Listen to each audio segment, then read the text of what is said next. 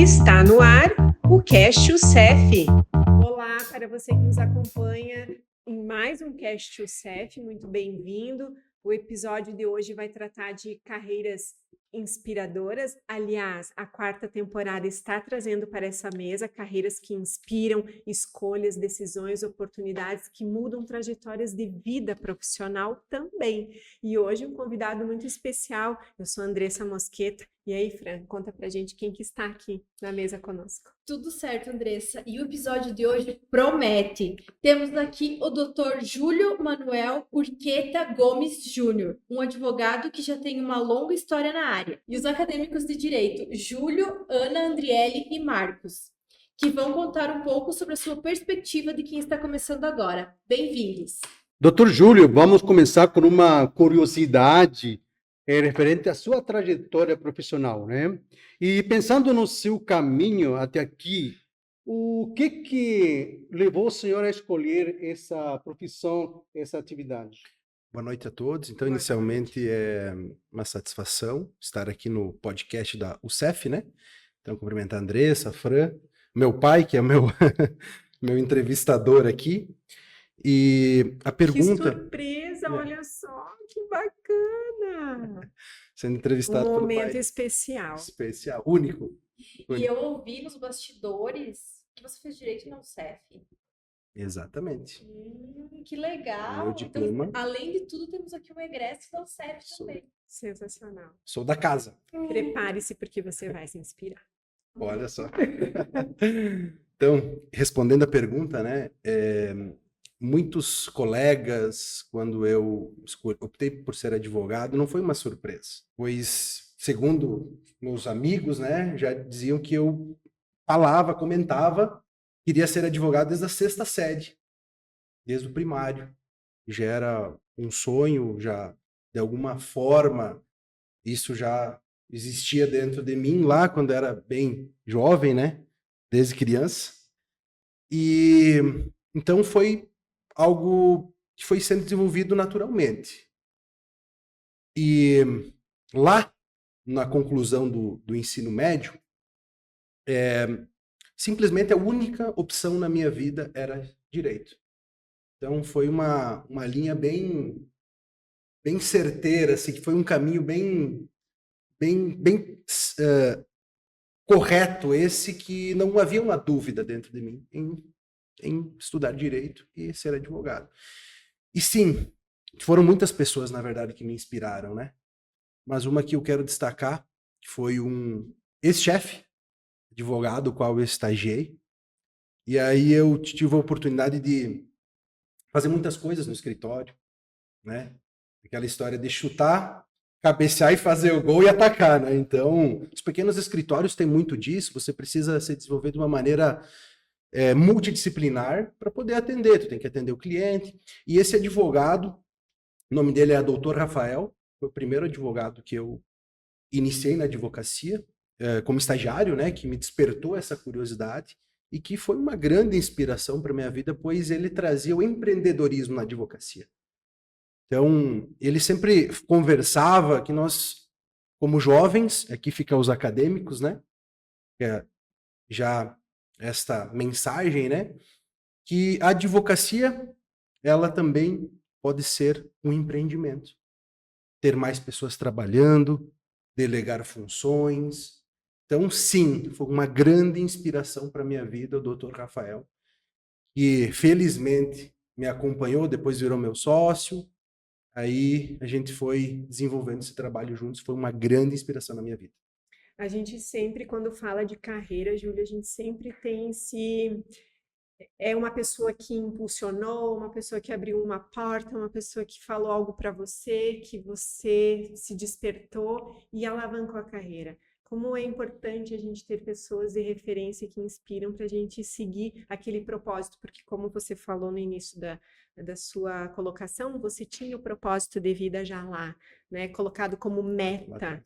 E você foi certeiro buscar essa meta, impulsionado muito por uma referência, por um apoio, por uma oportunidade que foi muito bem acolhida por você. Fica aí já uma primeira dica para os acadêmicos. Até interessante, doutor, também nesse percurso que o senhor realizou até hoje, com toda essa experiência esse estudo, esse preparo, quais seriam um dos casos mais marcantes que o senhor enfrentou, que teve que desenvolver no seu trabalho?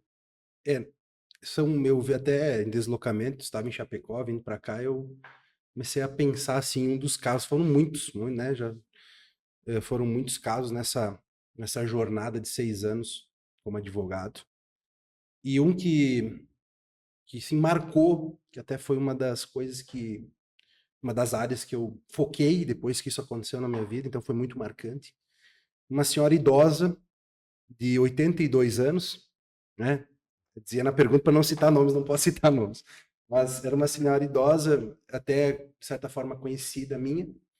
Ela chegou para mim no escritório e foi muito emblemático assim, porque ela estava apavorada, né? Uma coisa relativamente simples. Era um dinheiro, um valor, tinha sido depositado na conta dela, e ela não sabia Da origem. da origem desse dinheiro. E ela apavorada, né? Apavorada, meu Deus, isso aqui não é meu, o que que eu faço? Eu preciso devolver. E aí, então vamos analisar o que que é, né? Pô, o dinheiro cai na nossa conta, vai saber, né? Talvez seja um presente de alguém, na melhor das hipóteses. E aí a gente foi investigar, né, que o advogado tem essa parte de investigar, entender, acessamos a conta, pedimos o extrato. E era um depósito de um banco. Um banco havia depositado isso para ela, como se fosse um empréstimo, certo? Um valor emprestado de um banco. Ou seja, ela foi lá, realizou o empréstimo, caiu na conta. E aí um grande desafio do advogado é sempre encontrar um equilíbrio, certo? Ser só o advogado, não ser o pai e a mãe do cliente, e não julgar a outra parte. A gente precisa encontrar uma solução. O advogado, nossa advocacia, ela traz uma solução para o cliente. É ampla. Ela não é fazer um processo, não é resolver, é uma série. Então, a gente investigou, era um depósito de um banco, e ela falou, a gente apresentou para ela assim, olha, senhora, fulana de tal, ciclana, ela tem um depósito, o que tudo indica, a senhora assinou um documento, né, um contrato bancário, e esse contrato, você assumiu o compromisso, o dinheiro foi para tua conta e você vai pagar algumas parcelas. Até então, tudo normal. Não, doutor. Jamais. Eu não assinei contrato nenhum. Eu nunca fui num banco. E aí? Tem lá o TED. Supostamente um banco, como é que um banco vai cometer algum equívoco desse ponto? Né? Depositar um dinheiro. Então, se tratava, em tese, a priori, de uma fraude. Mas e aí? Como é que você vai alegar que um banco está fraudando algo? Ou que o banco foi vítima? Porque tem muitos terceiros hoje envolvidos, né? Não estou falando do banco específico. Mas assim, a cliente está falando a verdade? Ou será que um banco cometeria um erro?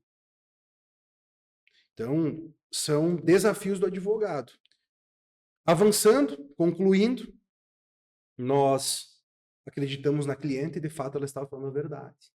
Tratava-se de uma fraude contratual, a qual a gente não sabe especificar hoje quadrilha, o que aconteceu, quem fez isso, mas foi ingressado com um processo e demonstrado por meio de um perito grafotécnico que aquela assinatura era falsa. Foi se questionado no processo e, de fato, não, ela não assinou. A gente entrou com essa alegação, que é uma nulidade, com pedido de danos morais e tal. E aí, atestou, foi fazer uma perícia, né? Porque o cliente fala que não assinou, o banco fala que assinou. Quem consegue realmente definir isso não é o juiz. Ele não é um perito técnico, ele não pode decidir por meio dessa prova. É sim o perito. Então foi para o perito, a cliente foi lá, fez dezenas de assinaturas, né, para comparar com o documento apresentado pela instituição financeira. E naquele ponto foi se constatada a falsificação da assinatura. Então alguém, de alguma maneira, falsificou e ela recebeu na conta. Felizmente, nós fomos exitosos, né, no processo. A cliente teve o dinheiro estornado, né, devolveu o dinheiro, né, certo? O banco recebeu, de volta o dinheiro, e aquele empréstimo foi cancelado, não ia ser mais descontado. Era uma pessoa, uma senhora muito idosa, né? Até me lembro, era um empréstimo de 8 anos, então ficou marcado até os 90, ela ia pagar uma coisa que não fez. E ainda conseguimos uma indenização por danos morais, porque de fato foi-se comprovada uma fraude. Esse é um caso muito emblemático que marcou muito a minha trajetória e que foi uma conquista muito grande, né? Que a gente de fato confiou no cliente 100%. E ele 100% estava arcando com a verdade. Existem muitos casos assim, desse tipo, né? Que a gente tem conhecimento no Brasil, local. Em geral. Se a gente acompanhar os noticiários, né? Acaba que pelo volume de contratações, existem sim, né? Possivelmente contratos que possam ser fraudados, mas é pelo grande volume, né? Mas não se tem como ter uma certeza de nada em relação a isso. Com idosos é bastante comum, né, isso acontecer. Eu vejo, pelo menos na mídia, que eles fazem bastante isso. Que faz empréstimo com idoso, não sei o quê. Inclusive, também há notícia de que as pessoas, às vezes, têm mais de um empréstimo e, muitas vezes, eles comprometem todo o salário. Inclusive, existem inquéritos em cima disso, porque, às vezes, pessoas próximas, né, elas vão se apropriando e vão usando para poder adquirir desse capital, né? Qualquer conclusão, assim, como profissional, falando como advogado, ela fica muito limitada, né? Porque são dezenas de possibilidades, Casos, são situações. casos, situações muito pontuais que é impossível você ter uma certeza de como é que foi, né? Então, mas sim, a gente acompanha nos noticiários, né? Acaba ocorrendo. Golpes cada vez mais Mas inteligentes. isso, muito digital, né? Digital tá muito comum, né? Hoje com um clique você clicar, hackeia o teu celular, você assina um documento sem saber, tá transferindo os teus bens, sei lá para quem. Então, assim, com o avanço da tecnologia também tem o ônus e tem o bônus, né? A velocidade, a facilidade também trouxe esse aumento, acredito, de possíveis fraudes, mas cada caso tem que ser apurado individualmente, entendido, cada cliente deve ser ouvido, atendido e buscado uma solução mais coerente para cada caso. Ok. Doutor Júlio, agora a gente sabe que o direito está em constante mudança, né? Então, com novas leis, tecnologias e as tendências globais influenciando na advocacia.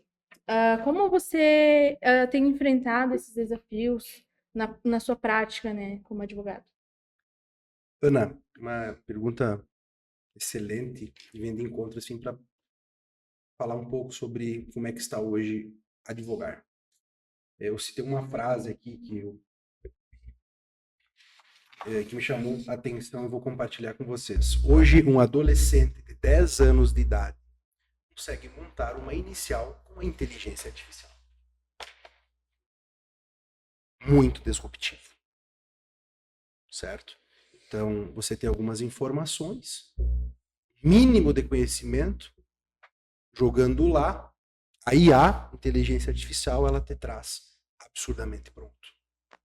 Os excessos sempre serão prejudiciais, mas a tecnologia usada de maneira coerente, pontual, assertiva, não dispensando a inteligência humana, que ela vem no sentido de lapidar. Essencial para você pegar um dado e transformar em conhecimento. Isso a inteligência artificial, desculpa, não faz. Porque o compartilhamento humano ainda, né, mediando tecnologia, pegar um dado, uma informação e transformar em conhecimento, gente, conhecimento humano, né? Para poder viabilizar isso. Certamente, eu particularmente acredito nisso. Ainda é essencial o ser humano nessa captação da informação da tecnologia em um conhecimento efetivo. Eu vou arriscar em dizer, Andressa, que sempre será. A gente sempre vai precisar do nosso toque individualizado. Qual o limite que você vê para esse tipo de controle hoje? Nesse caso aqui desse adolescente? Qual o limite? Onde que o direito se coloca?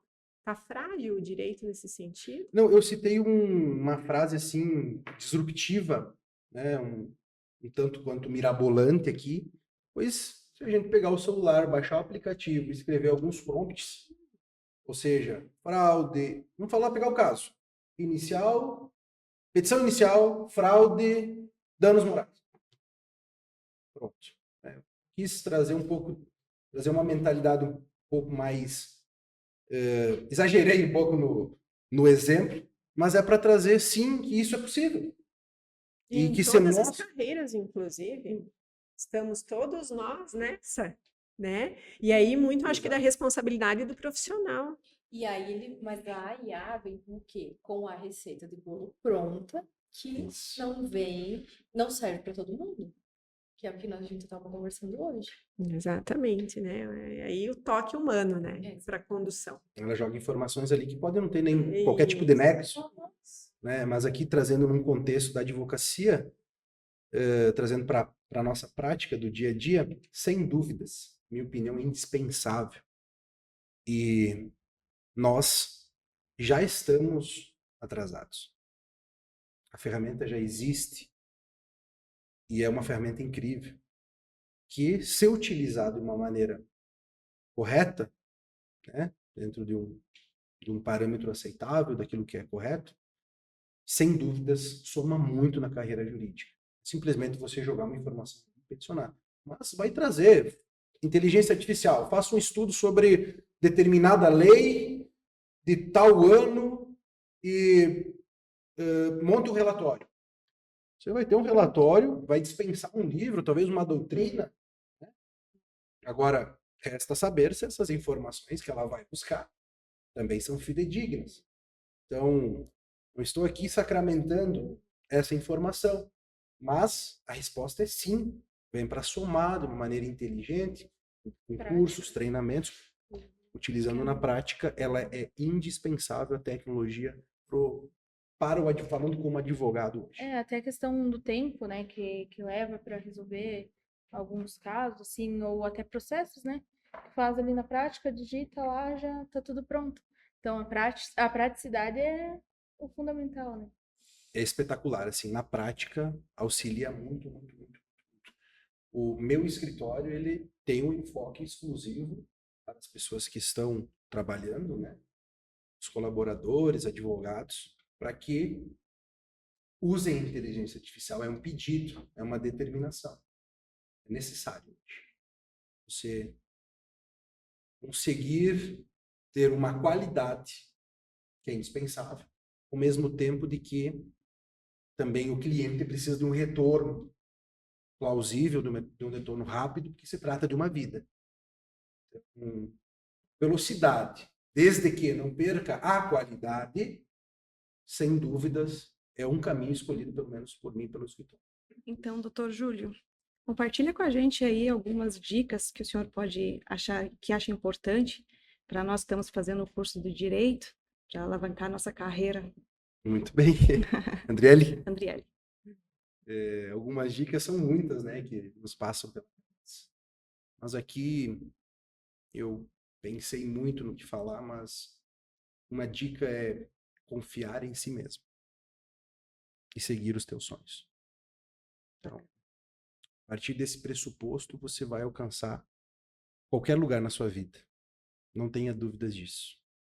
Mas como acadêmico, uma dica que eu vejo para a advocacia em si é você ter a experiência em um escritório de advocacia, sabe?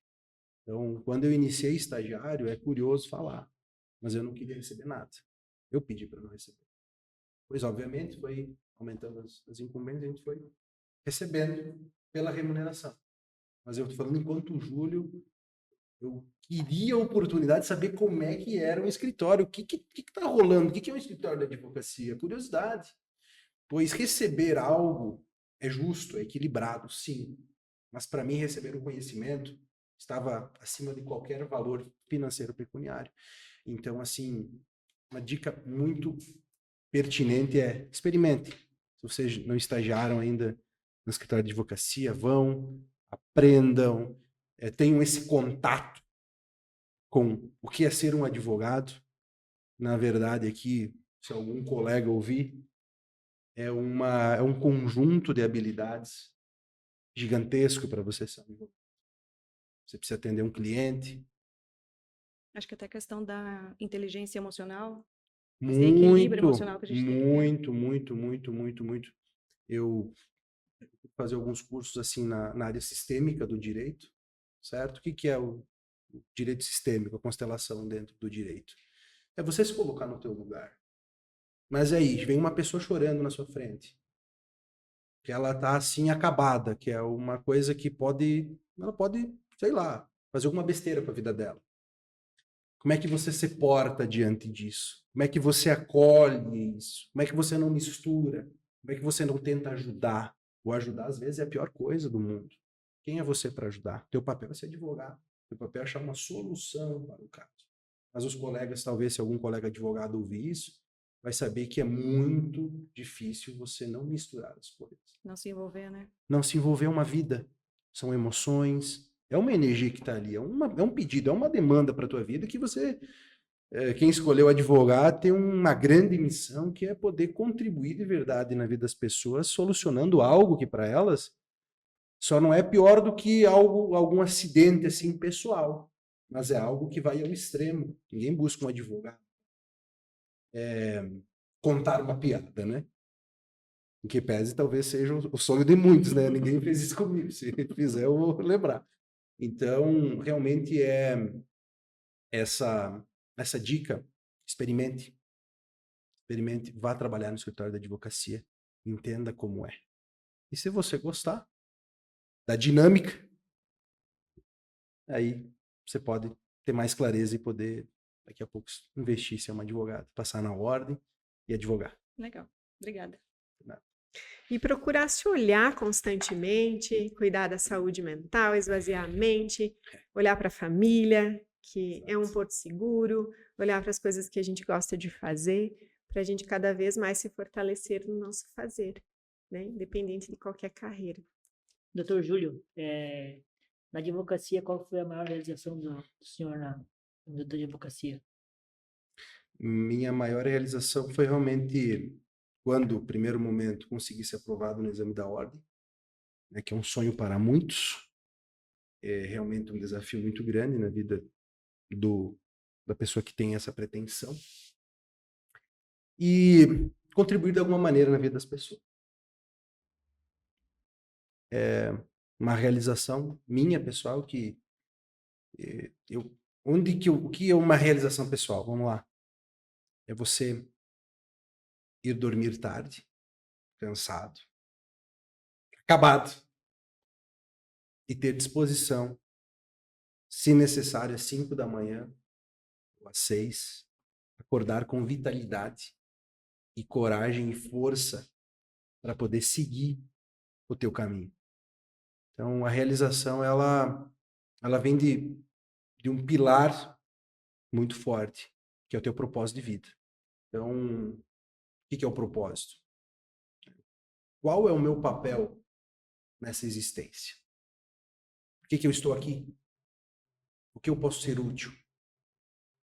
E a advocacia me trouxe isso, Marcos. Me trouxe essa realização de ter um propósito de vida, ter o porquê, para quem e vontade de acordar todas as manhãs e continuar trilhando este caminho, deixando sempre uma sementinha positiva na vida das pessoas, buscando trazer um pouco mais de conforto. Ninguém vai salvar ninguém nessa vida, nós não somos salvadores de ninguém, mas a gente pode sim deixar uma mensagem. E essa mensagem pode ser um abraço, pode ser uma palavra de acalento, uma palavra de conforto numa hora de muita dificuldade da vida da pessoa.